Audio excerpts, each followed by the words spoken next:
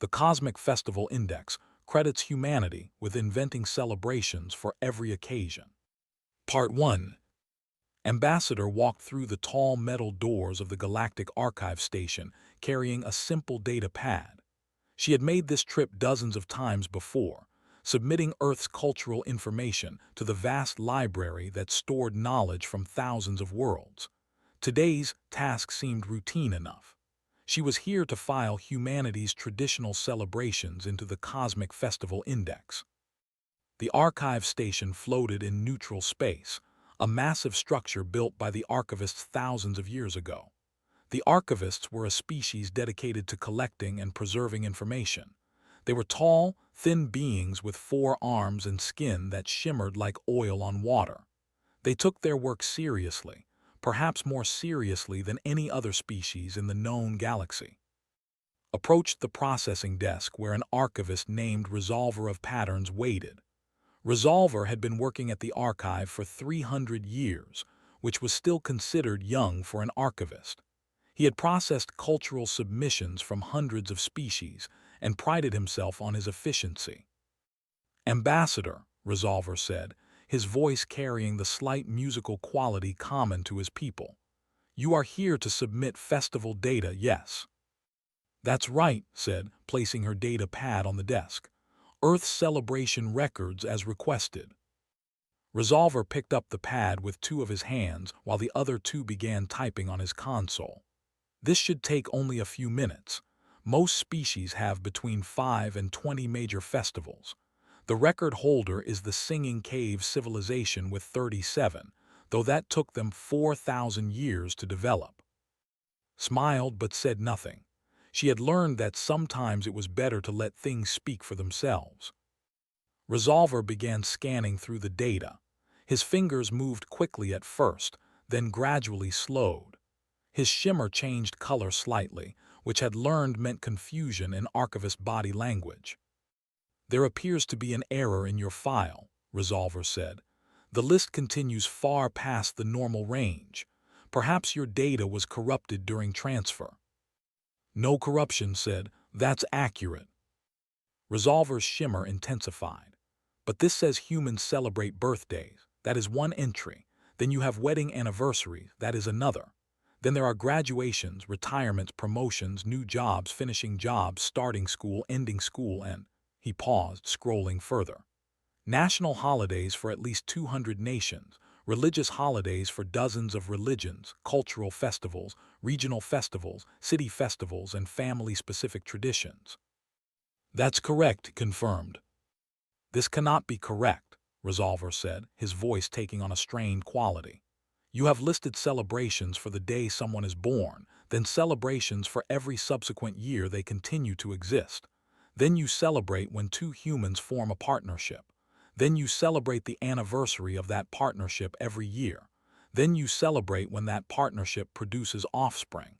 Then you celebrate the offspring's existence every year. This seems excessive." "Those are pretty standard across most human cultures," said. Resolver kept scrolling. His shimmer was now cycling through colors had never seen before. "You celebrate when children lose teeth. You celebrate when they speak their first word. You celebrate when they learn to walk. You celebrate arbitrary transitions between educational institutions. You celebrate the last day of work before weekly rest periods. You celebrate numerical patterns in your calendar systems. You celebrate when a small animal sees its shadow. You celebrate mathematical constants. You celebrate the deaths of historical figures. You celebrate the births of historical figures. You celebrate battles, peace treaties, the invention of various foods, and—" He stopped, staring at the screen. "You have a celebration for a specific type of bread." "Sourdough September," said helpfully. "Though there's also National Croissant Day, Bagel Day, and Toast Day, different days for each." Resolver set down the data pad. With his free hands he pressed something on his console. "I am calling the chief archivist. This requires senior review." Within minutes, the chief archivist arrived.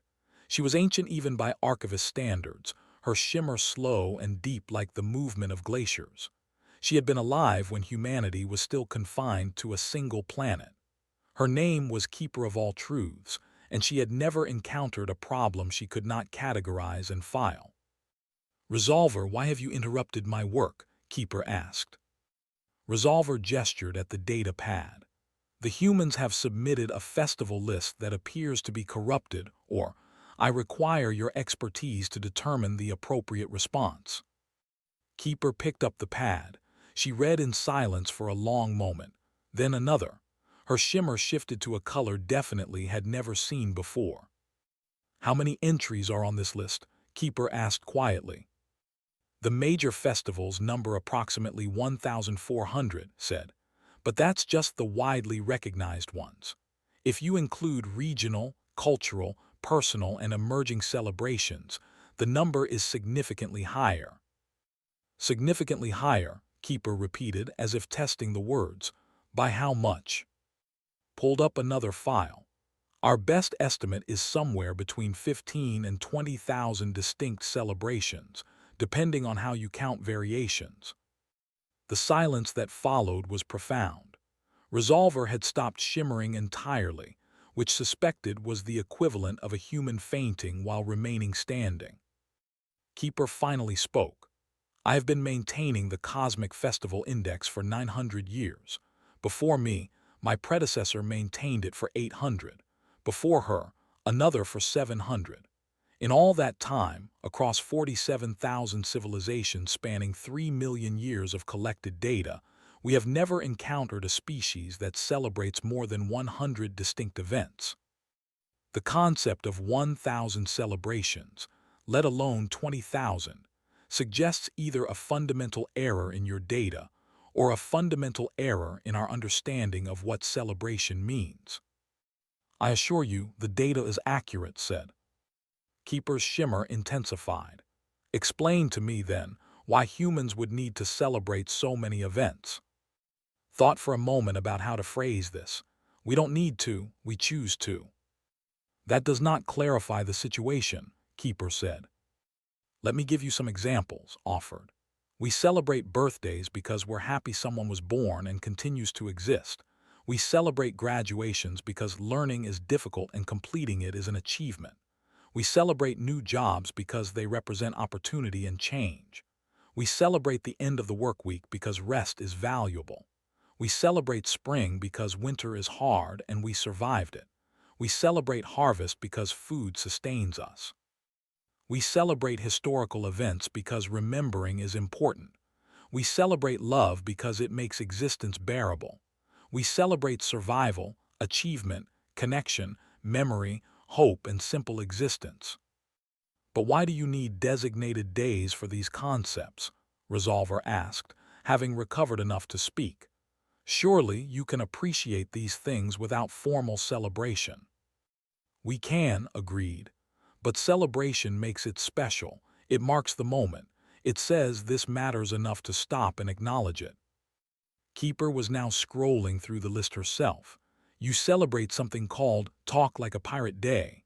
What possible significance does this have?" "None whatsoever," said. "It's just fun." "Fun," Keeper repeated flatly. "Yes, sometimes we celebrate just because we want to, because joy is valuable in itself."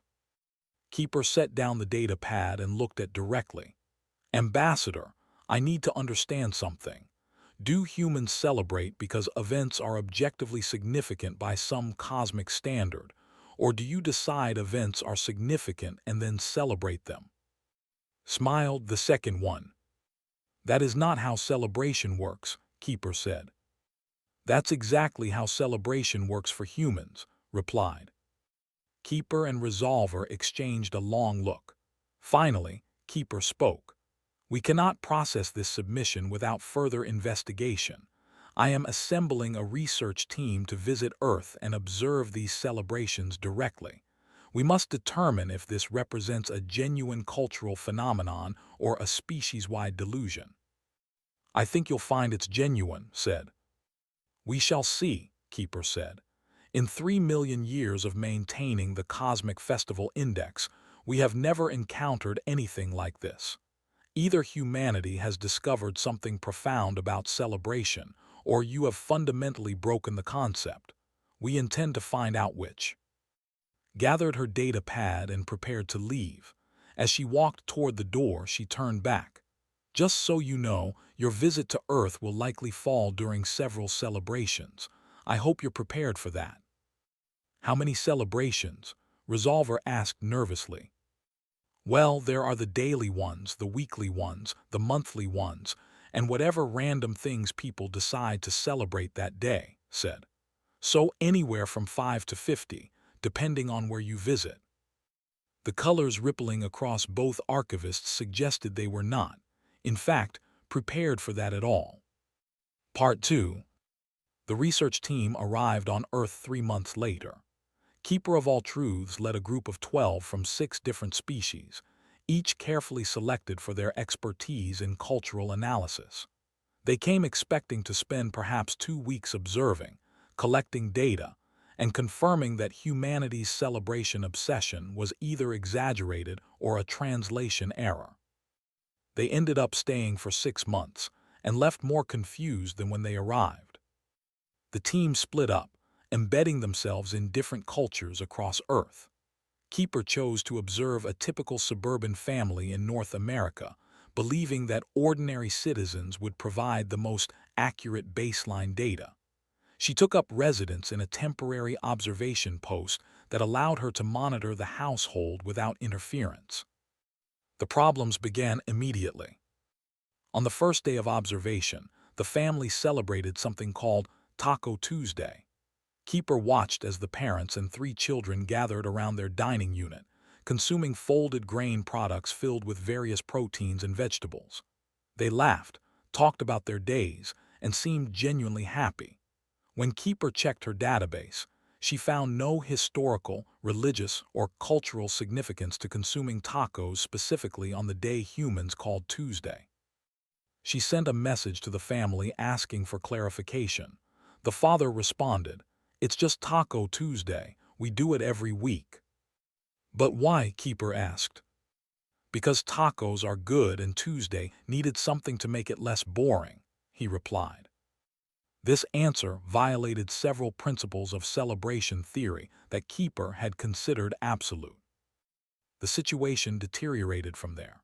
Over the next week, she observed the following. The youngest child lost a tooth and placed it under her sleeping cushion. The parents replaced it with currency, and the child celebrated receiving money for a body part she had involuntarily shed.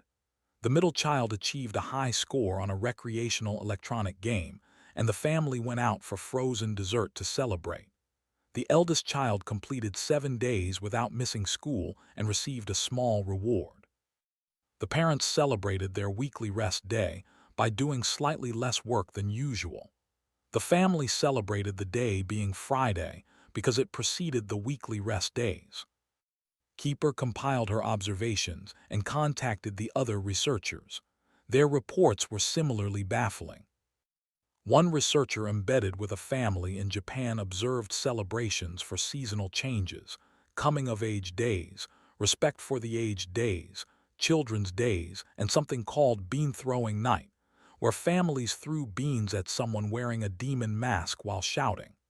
When asked why, the family said it was tradition and also fun. Another researcher in Brazil witnessed celebrations that lasted for days, involving millions of humans dancing in the streets wearing elaborate costumes for apparently no reason other than it was time for the annual Dancing in Streets event. A researcher in India reported that humans there celebrated so many festivals that tracking them all was impossible. There were festivals for gods, festivals for harvests, festivals for lights, festivals for colors, festivals for siblings, festivals for teachers, and festivals that seemed to exist solely as excuses to cook special food. The team reconvened at Keeper's observation post to compare data. They sat in uncomfortable silence, reviewing the evidence. "I have observed the family celebrate the following in just 1 month," Keeper said, reading from her list. 4 birthdays for extended family members not present, 2 wedding anniversaries, 1 for the parents and 1 for the grandparents, 3 friend gatherings called parties with no apparent purpose, 5 special food days including the aforementioned Taco Tuesday, 7 celebrations for achievements such as good test scores, completed projects, and successful medical appointments, 2 national holidays, 1 religious holiday, and approximately 15 instances of what they call just because, celebrations where they acknowledged something good happening or simply decided the day needed brightening. My observations are similar, said a researcher from the Crystalline Collective, a species that operated on pure logic. The family I observed celebrated because someone got promoted at work. Then they celebrated because someone did not get fired from work. Then they celebrated because work ended for the day. Their relationship with work-related celebration alone is more complex than my entire species festival. A researcher from the Empire, a military species that celebrated only victories in battle, spoke next. I witnessed something called a birthday party for a 1-year-old infant. The infant had achieved nothing except continuing to exist, yet 40 humans gathered to celebrate this. They brought gifts. They wore decorative headwear. They consumed cake. They sang a ritual song, all for an infant who will not remember the event. Did you ask why? Keeper inquired. I did, they said, because we love her and we're happy she's here. As if love and happiness were sufficient reasons for formal celebration. Keeper's shimmer pulsed slowly. I am beginning to suspect that humans have a fundamentally different relationship with celebration than any other known species. What do you mean? Asked the crystalline researcher. We celebrate what is significant, Keeper said slowly, working through the idea as she spoke. Humans celebrate to make things significant. We mark events that matter. They create events that matter by marking them. They impose meaning onto the universe rather than waiting for the universe to provide meaning. The room fell silent as the researchers absorbed this. That is philosophically disturbing, the crystalline researcher said. That is philosophically brilliant, countered a researcher from the nomadic fleets, a species that wandered between stars. My people have struggled with purpose for generations. We travel because we have always traveled, but we increasingly question why. If humans can create meaning through celebration, perhaps meaning is not something to be found but something to be made. Keeper stood and walked to the window, looking out at the human neighborhood. Children played in the street. Adults tended to gardens. Someone had hung decorative lights for an upcoming holiday. It looked peaceful and purposeful in a way she had rarely seen. I need to conduct a direct interview, Keeper said. We need to understand this from their perspective. The next day, Keeper requested a meeting with the family she had been observing. They welcomed her into their home with what she was learning to recognize as typical human enthusiasm for new experiences. She sat in their living room, her tall frame awkward on their furniture, and asked her question directly. Why do you celebrate so much? The mother considered this while pouring Keeper a beverage. I suppose because life is hard and short and uncertain. Celebration is how we mark the good parts, the milestones, the connections. It's how we remind ourselves that despite everything, there's joy to be found. But you celebrate things that are not objectively joyful, Keeper said. You celebrated when your child's tooth fell out. That is a minor biological process. But it's her first lost tooth, the father interjected. It means she's growing up. That's worth acknowledging. You celebrated Tuesday, Keeper continued. Tuesday is boring, the youngest child said, so we make it fun with tacos. You celebrated the end of the work week, Keeper pressed. Because we worked hard and rest is coming, the mother said. That deserves recognition. Keeper's shimmer shifted through several colors as she processed this. So, you do not wait for cosmically significant events to celebrate. You decide what is significant to you personally and celebrate that. Exactly, the father said. But what about species that face existential dread? Keeper asked. What about the knowledge that you are small and temporary in a vast and indifferent universe? How does celebrating Taco Tuesday address that? The mother smiled. That's exactly why we celebrate Taco Tuesday, because the universe is vast and indifferent, because we're small and temporary, because if we waited for the universe to give us reasons to be happy, we'd wait forever. So we make our own reasons. We celebrate surviving another day, another week, another year. We celebrate love and connection and achievement and just being together. We force joy into existence through sheer stubbornness. Keeper sat very still. In 900 years of archiving, she had never heard celebration described as an act of defiance against existential meaninglessness. You weaponize celebration against the void, she said quietly. I guess you could put it that way, the father said. We prefer to think of it as choosing joy.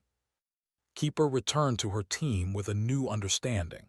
That evening, she drafted a preliminary report that would change how the galaxy understood humanity, and eventually, how they understood themselves. Part 3.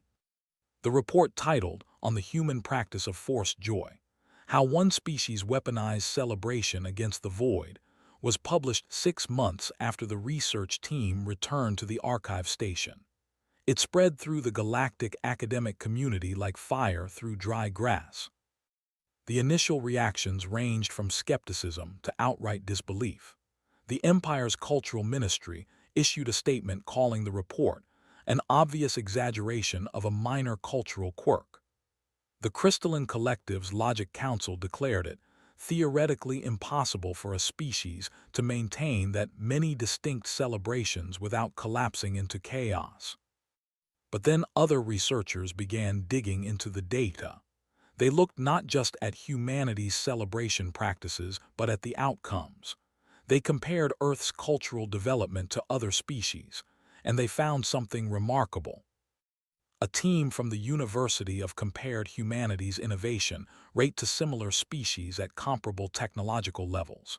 Humans invented new things, created new art, and developed new ideas at a rate 3 times higher than the galactic average. When they controlled for celebration frequency, they found a direct correlation. Cultures that celebrated more innovated more. Another study examined mental health across species. The researchers found that humans, despite having numerous reasons for existential anxiety, showed lower rates of collective depression than most spacefaring species. The suicide rates that plagued the veiled ones and had contributed to the stagnation were virtually absent in human populations. The researchers traced this partially to strong social bonds, which were reinforced by frequent celebrations. Most disturbing was a historical analysis conducted by Keeper herself. She went back through 3 million years of archived data and found a pattern. Species celebrated frequently in their early development, but as they became spacefaring and confronted the enormity of the universe, celebration frequency dropped. The species began to see themselves as cosmically insignificant, and celebration seemed frivolous in the face of that insignificance. And then slowly those species declined. Not all at once, not obviously, but birth rates fell, innovation slowed, cultural works became repetitive, the spark that had driven them to the stars dimmed. Some species went extinct, others persisted but never grew beyond their initial territories. A few maintained themselves but seemed to be just going through the motions of existence. The correlation was not perfect, but it was there. Species that stopped celebrating tended to stop thriving. Humanity was the anomaly. They had reached space, confronted the void, acknowledged their cosmic insignificance, and responded by celebrating more. They looked at the universe's indifference and said, "Watch this," before throwing a party. The galactic community began to pay attention. The first official request came from the nomadic fleets. Their leadership contacted Ambassador with an unusual question: could humanity teach them to celebrate? Brought the request to the Human Cultural Ministry, where it generated significant debate. How did you teach someone to celebrate? Was celebration even something that could be taught, or was it intrinsic to human psychology? Eventually, they decided on a pilot program. A cultural exchange team traveled to the nomadic fleet's territory with a simple mission: helped them find reasons to celebrate. The nomads were a people who had lost their ago and had wandered space ever since. They maintained themselves, grew food in asteroid gardens, and moved from system to system. But when asked why they traveled, most admitted they no longer knew. It was just what they did. The human team started small. They suggested celebrating travel milestones. The nomads resisted at first. "We travel every day," they said. "Why celebrate it?" "Because you're still traveling," the humans responded. "Because you've covered another, because your ships are still intact, because you're still here." Hesitantly, the nomads held their first distance celebration. They marked the completion of 1 billion kilometers traveled. They gathered in their largest ship, shared a meal, told stories about the journey, and acknowledged their persistence. It was awkward, it felt forced, but something shifted. The next milestone came easier. Then they celebrated a successful crop harvest in their garden ships. Then they celebrated a child's first spacewalk. Then they celebrated the anniversary of their exodus from their lost, reframing it not as a tragedy, but as a testament to their survival. 6 months into the program, the nomad leadership reported something unexpected. Birth rates had increased. More young people were volunteering for difficult work. There was, in the words of one elder, a feeling that we are going somewhere rather than just going. Other species took notice. A military species that had celebrated only major victories requested help establishing regular celebrations. The human advisors helped them develop celebration protocols for small achievements, daily survival, and the bonds between soldiers. Within a year, the military reported improved morale and better unit cohesion. The crystalline collective, who existed in pure logic, initially rejected the concept as illogical, but a group of younger crystallines attended a human New Year celebration and experienced something they described as emotional resonance previously believed impossible for our species.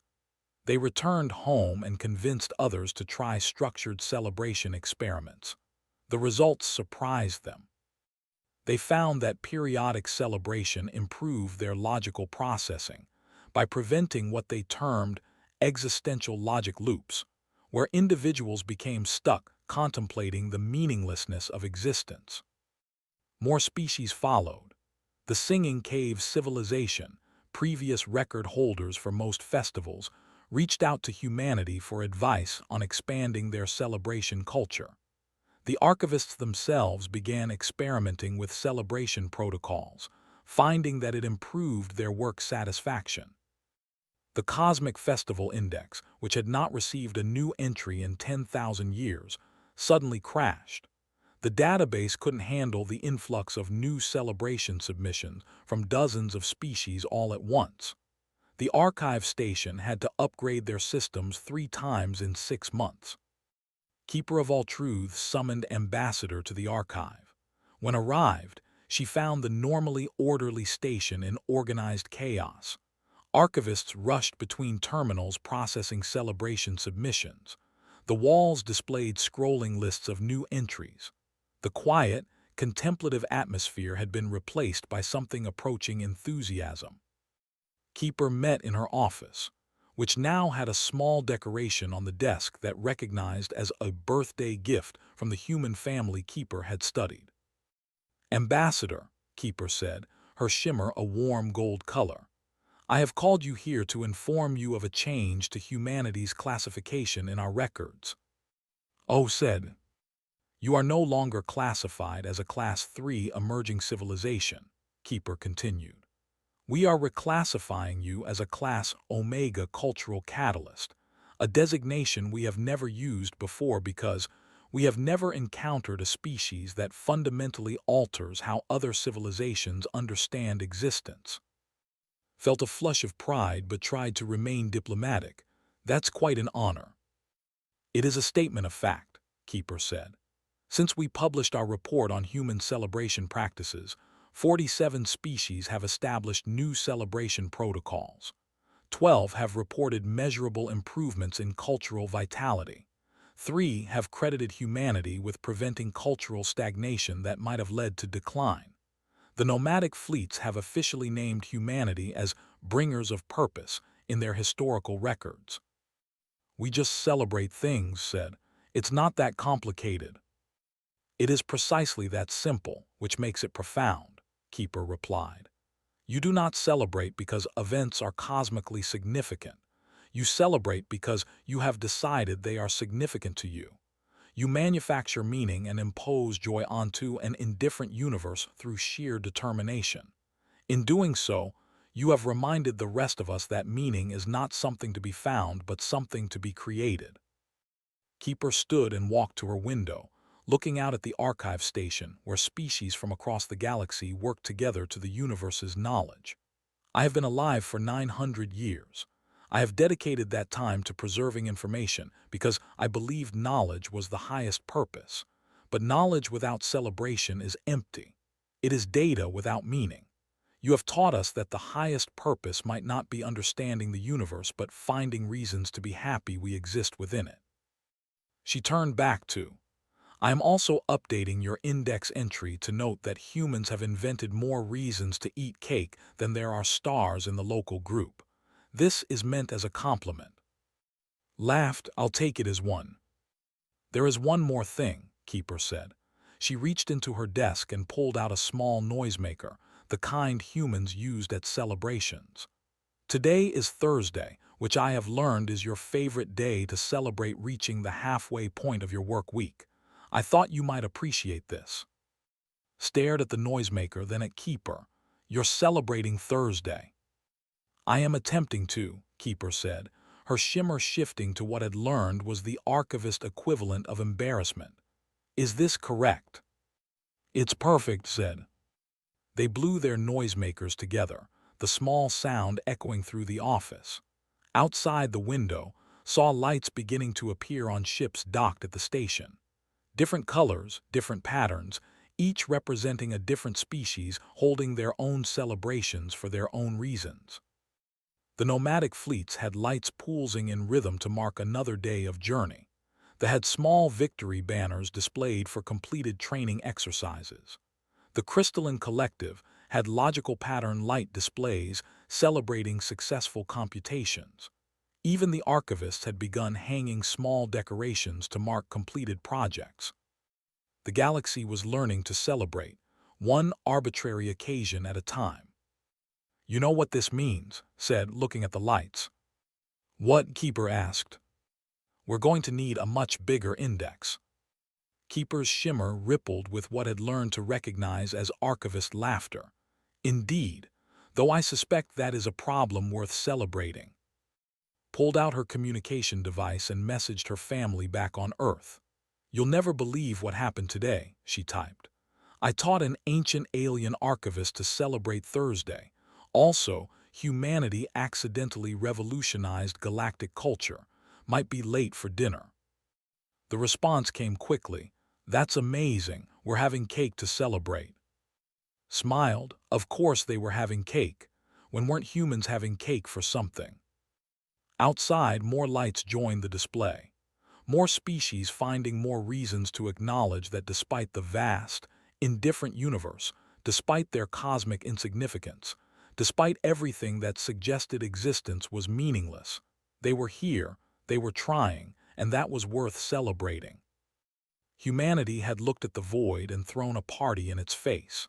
And now the rest of the galaxy was learning to do the same, one small celebration at a time, finding joy not because the universe demanded it, but because they had decided that joy was worth creating. And somewhere on a distant human colony, someone was probably celebrating National Cheese Day or the anniversary of their pet's adoption or Tuesday or nothing in particular, because that was what humans did. They celebrated existence, and in doing so, they had shown the galaxy how to do the same.